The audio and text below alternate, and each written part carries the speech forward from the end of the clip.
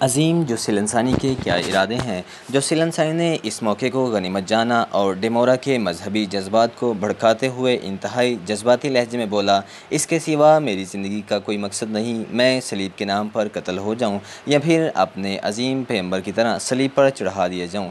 یہ کہتے کہتے جوسیل انسانی بہت زیادہ غمزدہ نظر آنے لگا اور اس کی آنکھوں سے بھی ہلکی ہلکی نمی جھلکنے لگی۔ انطاکیہ کا حاکم ڈیمورا جوسیلن کی باتوں سے بہت متاثر ہوا۔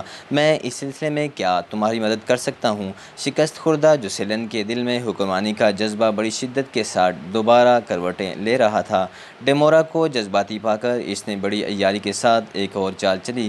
کچھ سپاہی تو میرے ساتھ ہیں مگر ان کی تعداد ایک بڑی جنگ کے لیے کافی نہیں۔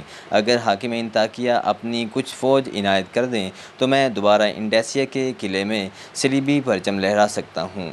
کچھ مذہبی جذبات کا اشتعال اور کچھ جوسیل انسانی کی سحر انگیز تقریر کا اثر ڈیمورا فوراً راضی ہو گیا اور پھر بڑی رازداری کے ساتھ ایڈیسیا پر حملے کی منصوبہ سازی ہونے لگی۔ سلطان عماد الدین زنگی کی سلطنت دو بھائیوں میں تقسیم ہونے کے بعد نجم الدین ایوب اپنی بیوی بچوں کو لے کر موصل شام چلا گیا، جو سلطان نور الدین زنگی کے حصے میں آئی۔ نجم الدین ایوب کو سلطان عماد الدین زنگی مرحوم کے دونوں بیٹوں میں سیف الدین غازی اور نور الدین محمود سے بڑی محبت تھی، مگر وہ نور الدین محمود زنگی سے زیادہ عقیدت رکھتا تھا اور اس کی وجہ یہ تھی کہ سلطان نور الدین زنگی اپنے بڑے بھائی کے مقابلے میں زیادہ پاک باز نوجوان تھا۔ سلطان نور الدین زنگی نے نجم الدین ایوب کی شاندار پذیرائی کی اور اسے اپنی فوج کا سپہ سالار بنا دیا۔ اس کے ساتھ ہی سلطان نے اس وقت کے مشہور عالم ابن ارسطو کو قاضی کے عہدے پر فائز کیا اور انہیں یہ ذمہ داری سونپی کہ شام کے بڑے بڑے شہروں میں درسگاہیں قائم کریں تاکہ مسلمانوں میں تعلیم عام ہو۔ ابن ارسطو کے قاضی ہونے کا سب سے بڑا فائدہ یوسف صلاح الدین کو پہنچا اور اس وقت یوسف کی عمر 10 سال تھی۔ اگرچہ اپنے والد نجم الدین کے اصرار پر اس نے گھڑ سواری، تیر اندازی اور شمشیر زنی کی تربیت حاصل کرنی شروع کر دی تھی، لیکن حقیقتاً اس کا دل کتابوں کی طرف مائل تھا۔ وہ اپنا بیشتر وقت قاضی ابن ارسطو کی خدمات میں گزارتا اور ان کی تقریریں بہت غور سے سنتا۔ ابھی سلطان نور الدین زنگی اپنی سلطنت کے استحکام میں مصروف تھا کہ شعبہ جاسوسی کے نگران ارکم نے سلطان کو ایک پریشان کن اطلاع دیتے ہوئے کہا، ایڈیسیا کی آزادی خطرے میں ہے، بھگوڑا جوسیل انسانی دوبارہ حملے کی تیاریاں کر رہا ہے۔ سلطان نور الدین زنگی نے بڑی حیرت سے یہ خبر سنی۔ ہماری اطلاع کے مطابق بابا مرحوم مغفور نے جوسیل انسانی کی کمر ہمیشہ کے لیے توڑ دی تھی، پھر وہ اپاہج انسان ایڈیسیا پر یلغار کس طرح کر سکتا ہے؟ صلیبیوں نے اسے نئی بیساکھیاں دی ہیں، ارکم نے وضاحت کرتے ہوئے کہا۔ انطاکیہ کا حاکم ڈیمورا اس کی پشت پر ہے، مزید یہ کہ آرمینیا کے عیسائی باشندوں نے بھی جوسیلن کو مالی مدد دینے کا وعدہ کیا ہے۔ سلطان نور الدین زنگی نے فوراً اپنے سالار نجم الدین ایوب اور اس کے چھوٹے بھائی اسد الدین شیرکو کو خلوت میں طلب کیا۔ پھر دونوں بھائیوں نے سلطان کو ایک ہی مشورہ دیا کہ بلا تاخیر ایڈیسیا کی طرف پیش قدمی کی جائے تاکہ سلطان مرحوم کی اس تاریخ ساز فتح کو برقرار رکھا جائے۔ سلطان نور الدین زنگی اپنا لشکر لے کر قہرناک آندھی کی رفتار سے ایڈیسیا کی طرف بڑھے، مگر اس سے پہلے نومبر 1146 عیسوی میں جوسیلن ثانی نے انڈیسیا پر آدھی رات کے وقت شب خون مارا اور گہری نیند میں ڈوبے ہوئے ترکمان پہرے داروں کو قتل کر کے شہر پر قبضہ کر لیا۔ اس کے بعد عیسائی حکمران اور اس کے فوجیوں نے اپنے جسموں سے انسانی قبائیں اتار کر وحشی درندوں کی کھالیں پہن لیں، پھر وہ اپنے خونخوار دانتوں اور نکیلے پنجوں کے ساتھ ایڈیسیا کے مسلمانوں پر جھپٹ پڑے۔ صلیبیوں کے جنون کا یہ عالم تھا کہ انہوں نے مسلمان بوڑھوں بچوں کو بھی اپنے گھوڑوں کے ٹاپوں تلے روندا۔ پردہ دار اور معصوم دو شہزاؤں کی بے آبروئی کی گئی، پھر انہیں قتل کر کے ان کی لاشوں کو عام راستوں پر پھینک دیا گیا۔ جوسیل انسانی گھوڑے کی پشت پر سوار شہر کے گرد و نواح میں ایک درندے کی طرح دھاڑیں مار رہا تھا اور وہ بار بار اپنی شمشیر کو ہوا میں لہراتا اور فتح انڈیسیا سلطان عماد الدین مرحوم کی روح کو مخاطب کر کے کہتا، تو اپنے ہم مذہبوں کا حشر دیکھ رہا ہے؟ پھر خود ہی جواب دیتا، مگر تو کیسے دیکھ سکتا ہے کہ تیری ٹوٹی ہوئی ہڈیاں قبر میں گل سڑ کر خاک ہو چکی ہوں گی۔ مسلمانوں کے اس قتل عام سے فارغ ہو کر جو سیلن ثانی ایڈیسیہ کے قلعے کی طرف بڑھا، قلعے کے محصور مسلمانوں نے بڑی شجاعت کے ساتھ جو سیلن کی فوج کا مقابلہ کیا۔ پھر جب مسلمانوں کے دلوں میں یہ خدشات ابھرنے لگے کہ وہ پسپائی ہو جائیں گے اور صلیبی لشکر ان پر غالب آ جائے گا، تو وہ عین اس وقت تائید غیبی کی طرح سلطان نور الدین زنگی اپنی تازہ دم فوج کے ساتھ ایڈیسیہ آ پہنچا۔ یہ ایک آفت ناگہانی تھی جسے دیکھ کر جو سیلن ثانی بدحواس ہو گیا۔ اس کی پشت پر سلطان نور الدین زنگی کا لشکر تھا اور مقابل میں قلعہ ایڈیسیہ کے محافظ سپاہی۔ گویا صلیبی لشکر چکی کے دو پارٹوں کے درمیان تھا۔ پھر تھوڑی ہی دیر میں جنگ کا نقشہ بدل گیا۔ مجاہدین اسلام کے نیزے صلیبی سپاہیوں کی ہڈیاں توڑ کر سینوں کے پار ہونے لگے اور ان کے سر پکی ہوئی فصل کی طرح کٹ کر زمین پر گرنے لگے۔ جو سیلن ثانی بڑی مشکل سے جان بچا کر بھاگا۔ اس کے ساتھ بچے کچے عیسائی سپاہی تھے جن کی تعداد بہت مختصر تھی۔ جو سیلن کے فرار کا منظر دیکھ کر سلطان نور الدین زنگی نے نہایت غضبناک لہجے میں اپنے سپاہیوں کو حکم دیا، اس درندے کا وہاں تک تعاقب کرو کہ اللہ کی وسیع و عریض زمین تنگ ہو جائے اور اس کے لیے کوئی جائے امان باقی نہ رہے۔ اگر وہ تمہاری شمشیروں کی زد میں آ جائے تو اسے قتل مت کرنا۔ میری آنکھیں اسے گرفتاری کی حالت میں دیکھ کر زیادہ روشن ہوں گی اور میرے بے قرار دل کو زیادہ اطمینان حاصل ہوگا۔ اپنے سلطان کا حکم سن کر مجاہدین اسلام عقابوں کی طرح اپنے شکار پر جھپٹے اور دریائے فرات تک صلیبی لشکر کا تعاقب کیا۔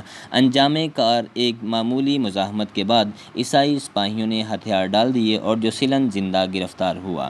وہ ارض شام کے باشندوں کے لیے بڑا ہی عجیب دن تھا جب وہ شہر کی عام شاہراہوں پر کھڑے شدید اضطراب کے عالم میں ایک عبرتناک منظر دیکھ رہے تھے۔ مسلمان سپاہی ایڈیسیہ کے سابق حکمران جو سیلن ثانی کو کھینچتے ہوئے دربار شام کی طرف لیے جا رہے تھے۔ جو سیلن کے پیروں میں زنجیریں تھیں اور ذلت کے احساس سے اس کی گردن جھکی ہوئی تھی۔ اہل شام کے غیظ و غضب کا یہ عالم تھا کہ اگر سلطان نور الدین زنگی کا حکم درمیان میں حائل نہ ہوتا تو وہ اسے سرعام سنگسار کر دیتے۔ پھر بھی ان کے ہونٹوں پر شدید حرف ملامت تھے۔ کوئی کہہ رہا تھا، یہ ہے وہ سورما جس نے بوڑھوں اور بچوں کو تہہ تے کیا اور کلمہ گو دوشیزاؤں کی آبرو ریزی کی۔ کسی نے اپنی نفرت کا اظہار یوں کیا، تجھ پر اللہ کی لعنت۔ کسی نے مسلمان سپاہیوں کو مخاطب کر کے کہا، ہماری طرف سے سلطان کی خدمت میں عرض کر دینا کہ اسے ایک وار میں قتل نہ کریں، تڑپا تڑپا کر ماریں، اس کے جسم کا ایک ایک حصہ الگ کر دیں۔ دنیا میں اذیت کے جس قدر طریقے ہیں وہ سب اس پر آزمائے جائیں۔ ایک تو سورج کی گرمی، دوسرے ذلت اور رسوائی کا یہ تماشا۔ جو سیلن ثانی پسینے میں نہایا ہوا تھا اور اس کا سر بدستور جھکا ہوا تھا، دوسری طرف دربار شام کا عجیب رنگ تھا۔ سلطان نور الدین زنگی اپنے وزیر، مشیروں اور تمام سالاروں کے ساتھ تخت پر جلوہ افروز تھے۔ سلطان کے برابر قاضی شہر ابن ارسطون کی کرسی تھی۔ تمام درباریوں کی مضطرب نگاہیں دروازے پر مرکوز تھیں۔ سب کو ایک شخص کا انتظار تھا اور وہ جو سیلن ثانی کے سوا کوئی دوسرا نہیں تھا۔ آخر کشمکش انتظار ختم ہوئی اور دربار شام بیڑیوں کے ہلکے ہلکے شور سے گونج رہا۔ یہ شور ان بیڑیوں کا تھا جو مفتوح عیسائی حکمران جو سیلن ثانی کے پیروں میں پڑی ہوئی تھیں۔ تمام درباری اس جابر و شفاق انسان کا انتظار کر رہے تھے۔ جو سیلن ثانی کو پا بزنجیر دیکھ کر اہل دربار کے چہرے ناقابل بیان مسرت کے احساس سے چمک اٹھے۔ خود سلطان نور الدین زنگی کی خوشی کا یہ عالم تھا کہ وہ جوش اضطراب میں کھڑا ہو گیا اور سرے دربار اللہ اکبر کا نعرہ بلند کیا۔ سلطان نور الدین زنگی کی تقلید میں دوسرے درباری بھی کھڑے ہو گئے۔ وہ بھی دبی دبی آواز میں اپنے اللہ کی کبریائی بیان کر رہے تھے، مجاہدین اسلام کو یہ عظیم الشان فتح مبارک ہو۔ یہ کہہ کر سلطان نور الدین زنگی دوبارہ تخت پر بیٹھ گئے۔ مسلمان سپاہی زنجیروں میں جکڑے ہوئے جو سیلن کو لے کر آگے بڑھے اور تخت سلطانی کے قریب جا کر رک گئے۔ اب جو سیلن ثانی اور سلطان نور الدین زنگی کے درمیان صرف 2 گز کا فاصلہ حائل تھا۔ یکایک سلطان نے انتہائی قہرناک لہجے میں جو سیلن کو مخاطب کرتے ہوئے کہا، میرے مرحوم اور مغفور والد تو تیرے سوال کا جواب نہیں دے سکے، مگر ان کا فرزند نور الدین محمود تیری ہر بات کا جواب دے سکتا ہے۔ یہ جوسیلن ثانی کی اس ذلت امیز حرکت کی طرف اشارہ تھا جب عیسائی حکمران نے ایڈیسیا کے مجبور و معصوم شہریوں کو قتل کرتے ہوئے سلطان عماد الدین زنگی مرحوم کو تحقیر امیز لہجے میں آواز دے کر کہا تھا کہ وہ قبر سے نکل کر اپنی قوم کا حشر دیکھے۔ جوسیلن ثانی کے پاس سلطان نور الدین زنگی کے اس سوال کا کوئی جواب نہیں تھا، وہ سر جھکائے خاموش کھڑا تھا۔ سلطان نور الدین زنگی کی پرجلال آواز دوبارہ گونجی، اب تو مجھ سے کس سلوک کی توقع رکھتا ہے؟ جوسیلن ثانی نے بڑی عیاری کے ساتھ اپنا سر اٹھایا اور انتہائی عاجزانہ لہجے میں بولا، یہ مسلمانوں کی روایت رہی ہے کہ وہ اپنے دشمن کو معاف کر دیتے ہیں۔ مجھے یقین ہے کہ سلطان عالی مقام بھی اپنے ہم مذہبوں کی روایت کو برقرار رکھیں گے۔ جوسیلن ثانی کا طرز گفتار دیکھ کر تمام اہل دربار حیرت زدہ رہ گئے۔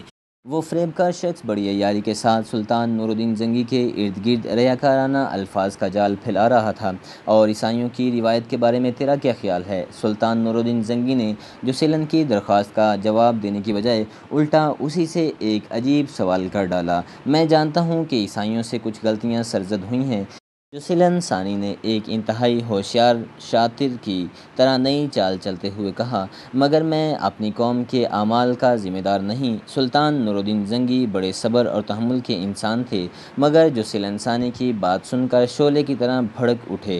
تیرا اپنے اعمال نامہ ان لوگوں سے کم سیاہ نہیں، تیرا عالی مقام میں اپنے اسی سیاہ اعمال نامے کا ذکر کرنے والا تھا۔ آپ نے درمیان سے میری بات کاٹ دی۔ جوسیلن ثانی کے فتنہ گر ذہن نے ایک اور کروٹ لی۔ میں خداوند خدا کو درمیان میں لا کر اپنے تمام سابقہ گناہوں سے تائب ہوتا ہوں اور یقین دلاتا ہوں کہ آئندہ ایک گوشہ نشین راہب کی طرح زندگی بسر کروں گا اور کسی صلیبی جنگ کروسیڈ میں حصہ نہیں لوں گا۔ مجھے معاف کر دیا جائے۔ سلطان ذی شان کے عفو درگزر اسلام کی بھی شان ہے اور آپ کی بھی۔ تمام اہل دربار جوسیلن کی مکاریوں پر حیران ہو رہے تھے۔ اس سے پہلے کہ سلطان نور الدین زنگی محمود زنگی جوسیلن کی کسی بات کا جواب دیتے، قاضی شہر ابن ارسطون اپنی نشست سے کھڑے ہوئے اور سلطان نور الدین زنگی کو مخاطب کر کے بولے، سلطان محترم، میں اس قطع کلامی اور مداخلت کے لیے معذرت خواہ ہوں۔ قاضی ابن ارسطون کا لہجہ بہت نرم اور شیریں تھا۔ سلطان نور الدین زنگی نے حیرت سے قاضی شہر کی طرف دیکھا، پھر مؤدب لہجے میں کہنے لگے، فرمائیے قاضی صاحب، آپ کیا کہنا چاہتے ہیں؟ سلطان نور الدین زنگی نے ابن ارسطون کے علم اور فضل کی وجہ سے ان کا بے حد احترام کرتے تھے۔ یکایک ابن ارسطون کے چہرے کا رنگ متغیر ہوا۔ بڑے سے بڑی تکلیف اور بیماری میں پرسکون رہنے والا قاضی اس وقت حالت جلال میں تھا اور شدید جذبات سے ابن ارسطون کا چہرہ سرخ ہو رہا۔ ملت اسلامیہ کے اس دشمن نے بڑی مکاری اور بے حیائی کے ساتھ اعتراف کیا ہے۔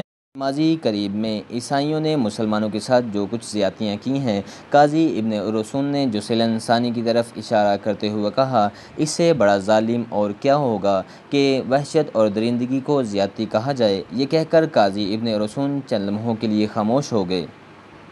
پورے دربار پر گہرا سناٹا طاری تھا۔ سلطان نور الدین زنگی شدید حیرت کے عالم میں قاضی ابن ارسطون کی طرف دیکھ رہے تھے۔ یکایک ابن ارسطون نے اپنے کھڑے ہونے کا زاویہ تبدیل کیا اور سلطان نور الدین زنگی سے مخاطب ہوئے، یہ آج سے 47 سال پہلے کا واقعہ ہے، جب سلطان موصوف پیدا بھی نہیں ہوئے تھے اور خود یہ گناہ گار قاضی ابن ارسطون جو اہل دربار کے سامنے کھڑا ہے، اس وقت مشکل سے 4-5 سال کا ہوگا۔ اہل دربار کی حیرت میں مزید اضافہ ہو گیا تھا۔ وہ پلکیں جھپکائے بغیر قاضی ابن ارسطون کے نورانی چہرے کی طرف دیکھ رہے تھے، جو کسی خاص راز کا انکشاف کرنے والا تھا۔ یہ واقعہ میں نے پوری تفصیل کے ساتھ اپنے والد مرحوم کی زبانی سنا۔ قاضی ابن ارسطون نے سلسلہ کلام جاری رکھتے ہوئے کہا، وہ اہل اسلام کے لیے بڑی سنگین وقت تھا جب ایک اللہ اور ایک رسول صلی اللہ علیہ وآلہ وسلم اور ایک کتاب کے ماننے والے گروہ در گروہ تقسیم ہو گئے۔ اس وقت مصر پر فاطمی خلیفہ ابو القاسم کی حکمرانی تھی۔ مصر کا یہ حکمران اپنی ہم سایہ مسلمان حکومتوں کا شدید دشمن تھا۔ اس کو عباسی حکمرانوں سے کوئی ہمدردی نہیں تھی اور یہی حال عباسی حکمران کا تھا کہ وہ فاطمی خلیفہ کے لیے اپنے دل میں کوئی نرم گوشہ نہیں رکھتا تھا۔ اپنے ہم مذہبوں سے فاطمی خلیفہ کے بغض اور عناد کا یہ عالم تھا کہ وہ آل سلجوق کا نام سننا بھی گوارا نہیں کرتا تھا۔ یہ کہتے کہتے شدت کرب سے قاضی ابن ارسطون کا سرخ چہرہ دھواں دھواں نظر آنے لگا۔ مسلمانوں کے اسی انتشار اور اختلاف سے صلیبیوں نے بھرپور فائدہ اٹھایا۔ قاضی ابن ارسطو اداس لہجے میں ماضی قریب کے مسلمانوں کی تاریخ بیان کر رہے تھے۔ رجب 462 ہجری میں صلیبیوں نے مسلمانوں کے خلاف ایک خوفناک منصوبہ ترتیب دیا اور 50,000 منتخب عیسائیوں کا لشکر لے کر یروشلم کی طرف بڑھے۔ اس وقت فاطمی خلیفہ ابو القاسم کی طرف سے افتخار الدولہ یروشلم کا حاکم تھا۔ اس کے جاسوسوں نے صلیبیوں کی یلغار کی خبر دی۔ میں یروشلم افتخار الدولہ ایک لمحہ ضائع کیے بغیر اپنے ایک معتبر قاصد کو خط دے کر فاطمی خلیفہ ابو القاسم کی طرف روانہ کیا۔ ایک خفیہ اجلاس میں افتخار الدولہ کا خط پڑھا گیا۔ حاکم یروشلم نے فاطمی خلیفہ کو مخاطب کرتے ہوئے صاف صاف تحریر کر دیا تھا۔ چینل کو سبسکرائب کریں اور بیل آئیکن پریس کریں، ویڈیو کو لائک، شیئر اور کمنٹ کریں۔